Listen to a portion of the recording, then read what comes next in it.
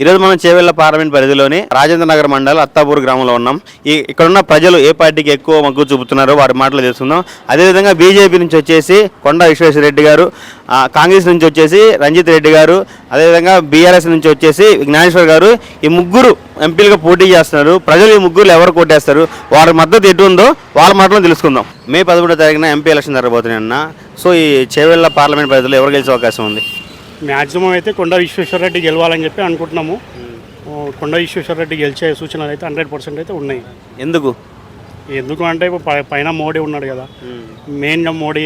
ఇంకోటి కొండా విశ్వేశ్వరరెడ్డి కూడా మంచి వ్యక్తి, మాట్లాడే విధానం కానీ అంటే ఒకరిని ఉద్దేశించి ఒకరిని వేరే విధంగా చేసే అంత ఆయనది ఏందో ఆయన మాట్లాడుతూ, చేసేది ఉంటే మాట్లాడుతాడు, లేకపోతే మాట్లాడు.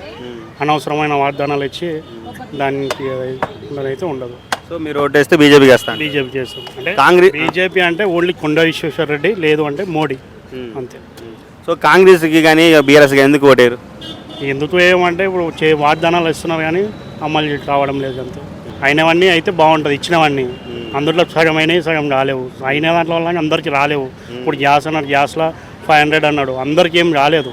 ఇప్పుడు మోడీ 100 రూపాయలు తగ్గించింది మాత్రమే, అది తగ్గించుకొని 900కు ఇప్పుడు గ్యాస్ ఇస్తుంది. సో విశ్వేశ్వరరెడ్డి గారు గెలుస్తారంట? ఖచ్చితంగా 100% అయితే కొండా విశ్వేశ్వరరెడ్డి గెలుస్తారు. సార్ మీ పేరు సార్? రాచూరి రాజశేఖర్. రాజశేఖర్ మీరు ఏం చేస్తుంటారు? నేను రియల్ ఎస్టేట్ చేస్తాను. ఓకే సార్, రేపు మే 13వ తారీఖున ఎంపీ ఎలక్షన్ జరగబోతున్నాయి. 3 పార్టీల నుంచి ముగ్గురు పోటీ చేస్తున్నారు ఎంపీ అభ్యర్థులుగా. సో ఈ ముగ్గురు ఎవరు గెలిచే అవకాశం ఉంది? కొండా విశ్వేశ్వరరెడ్డి బీజేపీ వారు గెలిచే అవకాశం ఉంది. ఎందుకంటే సౌమ్యుడు, మంచి మనిషి, మచ్చలేని మనిషి. ఇప్పటి వరకు కూడా ఆయన మీద అప్పుడు ఎంపీ ఉన్నప్పటి నుంచి కూడా ఒక్క ఆరోపణ లేదు.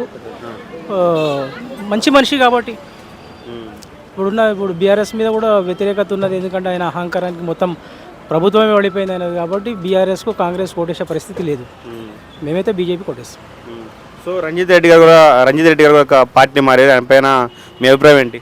ఈ పార్టీలో మేము ప్రజలు ఏం చేస్తారంటే ఒక పార్టీ నుంచి ఒక అభ్యర్థికి ఓటు వేస్తారు. ఆయన గెలిచినాక ఇంకో పార్టీలోకి పోతే దానికి మీనింగ్ లెస్ కదా.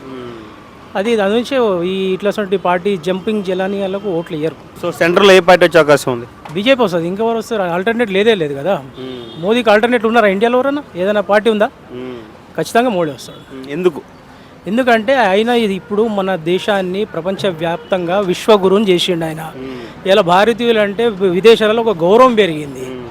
భారతీయులు అంటే చిన్న చూపు చూసే కాడికి ఇలా భారతీయులు అంటే గౌరవించే స్థాయికి తీసుకుపోయింది. కాబట్టి ఒక ప్రధానిగా ఆయన కంటే ఈ దేశంలో ఇంకా ఏ పార్టీ కానీ ఏ వ్యక్తి లేడు. కాబట్టి ప్రధానమంత్రి మోదీనే కావాలని కోరుకుంటున్నాం. తెలంగాణలో ఎంపీ సీట్లు ఏ పార్టీకి ఎక్కువ వచ్చే అవకాశాలు ఉన్నాయి? ఇప్పుడు అందరు మోదీ అంటారు, దేశవ్యాప్తంగా మోదీ అంటారు. ఇంకోటి ఏంటంటే ఇప్పుడు అందరికీ తెలిసిపోయింది. ఇప్పుడు ఎంపీకి ఎవరు గెలిపారంటే బీజేపీ గెలిపిస్తేనే సెంట్రల్లో మోదీ ప్రభుత్వం ఉంటేనే రాష్ట్రానికి అభివృద్ధి జరుగుతుంది. కాబట్టి ఇప్పుడు కాంగ్రెస్ ఎట్లా గవర్నమెంట్ వచ్చే పరిస్థితి లేదు. దానికి ఓటు వేసి వేస్ట్, ఆ ఎంపీలు గెలిపించి కూడా వేస్ట్. బీఆర్ఎస్ది పని అయిపోయింది. దానికి ఓటు కూడా ఏనికే ఎవరు కూడా ఆలోచన పెట్టారు. అందుకే బీజేపీ 100% బీజేపీ.